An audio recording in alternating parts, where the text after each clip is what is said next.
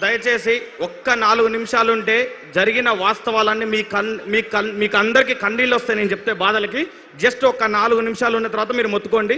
4 నిమిషాలు నేను చెప్పేది వినండి అందరూ. జస్ట్ తెలంగాణలో పోలీస్ అభ్యర్థుల మరణాలు ఎలా జరుగుతున్నాయో క్లియర్గా చెప్తా. జస్ట్ ఒక్క 4 నిమిషాలు మీరు సైలెంట్గా ఉంటే నేను స్పీచ్ తొందరగా ముగిస్తా. పెద్దలు మాట్లాడాలి.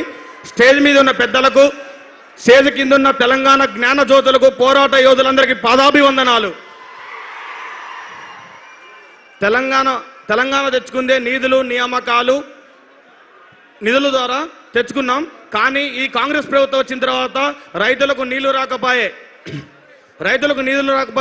తర్వాత విద్యార్థులకు నియామకాలు రాకపోయే, నిధులు ఎట్టిపోతున్నాయో ఆ దేవుడికే తెలియాలి. ఇప్పుడు పోలీస్ అభ్యర్థులలో చెప్తున్న ఒక స్టోరీ, నారాయణపేటకు చెందిన రమేష్ అనే స్టోరీ. ఇది మరలా ఒకసారి చెప్తున్నాను, నేను వినండి.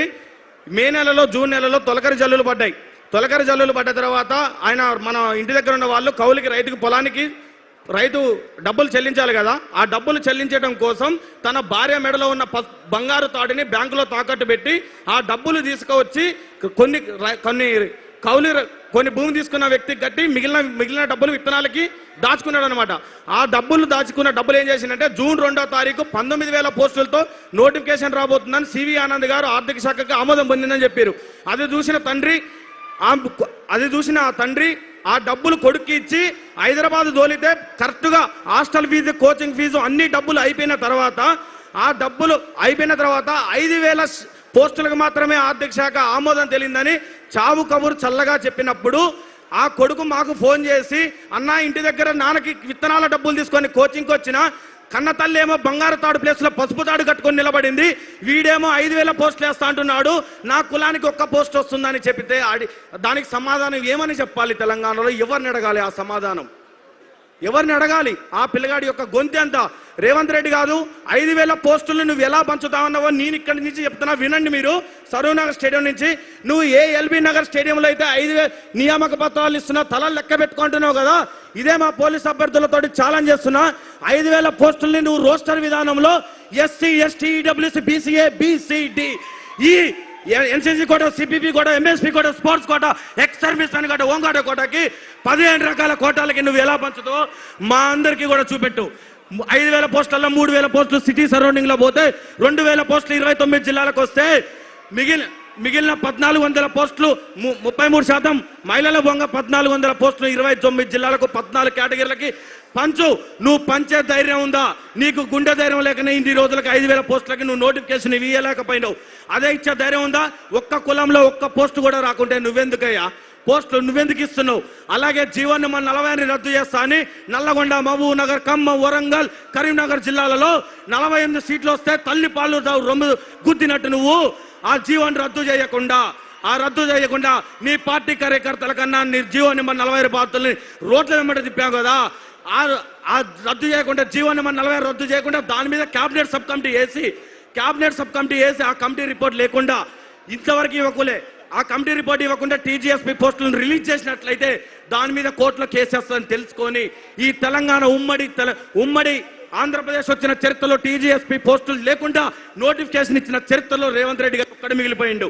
ఇన్ని అవాస్తవాలు జరుగుతున్నాయి. అదే జీవో నెంబర్ 46 మీద హైకోర్టులో కేసు నడుస్తున్నప్పుడు రాకేష్ రెడ్డి అన్న మా అందరి దగ్గరకు వచ్చి ఆ రోజు ముఖాల మీద కూర్చొని ఏడుస్తున్న సమయంలో మేము ఓట్లేసిన ఏ నాయకుడు రాలే, మేము ఓటేయని రాకేష్ రెడ్డి అన్న వచ్చే మా కన్నీళ్లు దూర్చాడు. ఇక్కడున్న పోలీస్ అభ్యర్థులందరికీ అది గుర్తుపెట్టుకోవాలి. ఆ రోజు కేటీఆర్ సార్ గారు మాకు ఫోన్ చేసి, బిడ్డ మేము ఆ రోజు తప్పు జరిగింది మా వల్ల తెలుసుకోలేక దాని తర్వాత ఆ కేసుని కూడా సుప్రీంకోర్టు వరకు సార్ తీసుకెళ్లి మనకు సహకరిస్తున్నాడు.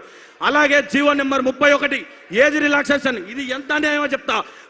కేసీఆర్ గారు 2022లో పోలీస్ నోటిఫికేషన్ ఇచ్చినప్పుడు 2010 కరోనా టైము, అంతకన్నా ముందు 2 సంవత్సరాలు లాస్ అయిందని జీవో నెంబర్ 48, జీవో 60 తీసుకొచ్చి 27 సంవత్సరాలు ఉన్న ఏజ్ని 32 సంవత్సరాలుగా పెంచాడు. నేను అంతకన్నా గొప్పని కావాలనే ఉద్దేశంతో జీవో 31 తీసుకొచ్చి 32 సంవత్సరాలని 34 తీసుకొచ్చాడు. 2024 ఫిబ్రవరి 7 నుంచి 2026 ఫిబ్రవరి 7 వరకు ఈ 2 సంవత్సరాల కాలంలో పోలీస్ నోటిఫికేషన్ వచ్చిందా? ఆ జీవో చెల్లని జీవోగా చరిత్రలో నిలిచిపోయింది. ఏ దరిద్రుడైనా, ఏ మూర్ఖుడైనా ఏజ్ రిలాక్సేషన్ పెంచుతాడు కానీ జీవో అది గ్రహించిన సుధీర్ రెడ్డి గారు మన ఎల్బీ నగర్ శాసనసభ్యులు ఆ జీవోలు ఎవడు చూడాలనుకున్నాడు. కానీ నిరుద్యోగ సమస్యలపైన కొట్లాడే సుధీర్ రెడ్డి అన్నగారు ఆ జీవోని పరిశీలించి వెంటనే ప్రెస్ మీట్ పెట్టడం ద్వారా నైట్కు నైటే జీవో నెంబర్ 87 రిలీజ్ చేసి 34 సంవత్సరాలు ఉన్న దాన్ని 32 సంవత్సరాలు 27 నుంచి 32కు పెంచాడు. అంటే నీ అన్యాయాన్ని ఎవడు ప్రశ్నించలేడా? ప్రశ్నించడానికి వస్తాడు, తరానికి ఖచ్చితంగా ఒకటి ప్రశ్నించేవాడు వస్తాడు. ఆ ప్రశ్నించడానికి వచ్చిన రోజు నీ పార్టీ కూక్కడ వీళ్ళతో సహా పెకిలించకపోతుంది. ఇందివాస్ ఒక్కరోజు దిల్సుఖ్నగర్ వచ్చినా మా పోలీస్ అభ్యర్థుల కష్టాలు తెలుస్తాయి. హాస్టల్లో అన్నం తినలేక సాయిబాబా టెంపుల్ అర్ధాకలతో అలమటిస్తూ స్టడీ హాలల్లో వెన్నుముక అరిగేలాగా కూర్చున్నా నువ్వు 5,000 పోస్టులు వస్తాయని చెప్పిన రోజు మా గుండె పగిలిపోయింది కదా. ఇచ్చిన వినతి పత్రాలు చిత్తు కాగితాల లాగా చెత్త బుట్టలోకి వెళ్తుంటే సమస్యకు పరిష్కారం ఎక్కడ దొరుకుతుంది?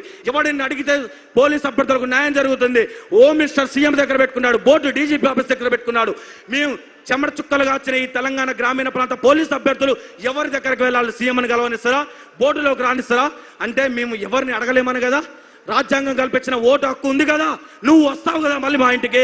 ఆ రోజు నీ పతనం నీకు గోరి కట్టే రోజు దగ్గరలో ఉంది. గుర్తుంచుకో, నువ్వు మమ్మల్ని ఎంత మోసం చేసినావో కడుపులో అదే రగిలిపోతుంది. చివరిగా ఒక విషయం, కేసీఆర్ గారితో ఎప్పుడు నువ్వు పోల్చుకుంటావు కదా. 5,000 రైతు బంధు ఇస్తాను, నేను 6,000 ఇస్తాను, నేను పింఛన్ 2,000 ఇస్తాంటే 4,000 ఇస్తాను. అదే కేసీఆర్ గారు 47,000 పోలీసు ఉద్యోగాలు ఇచ్చాడు. ఇది వాస్తవమా కాదా? పోలీసు అభ్యర్థులందరూ చప్పట్లు కొట్టి చెప్పాలి. 2022 పోలీస్ నోటిఫికేషన్లో 18,000 పోస్టులతో నోటిఫికేషన్ ఇచ్చినప్పుడు నేను అంతకన్నా గొప్పవాడు కావాలి అనుకుంటే 20,000 పోస్టులతో నోటిఫికేషన్ ఇవ్వాలి. కానీ 5,000 పోస్టులతో నోటిఫికేషన్ ఇస్తే మాటల్లో కాదు, రేవంత్ రెడ్డి గారు చేతుల్లో చెప్పాలి. 18 మంది అమరవీరులు జరిగారు. ఇదే ఇంకొక విషయం, జీవో నెంబర్ 46 కేసు హైకోర్టులో జరుగుతుంది.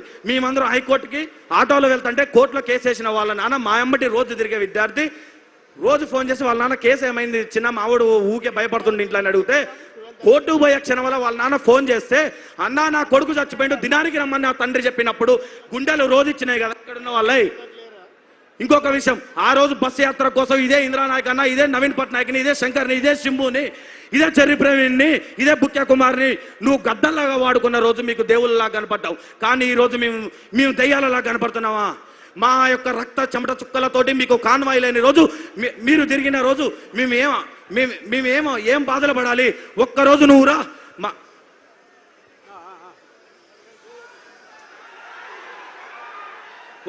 ఒక్కరోజు నువ్వు వచ్చి మా అవస్థలు పడు.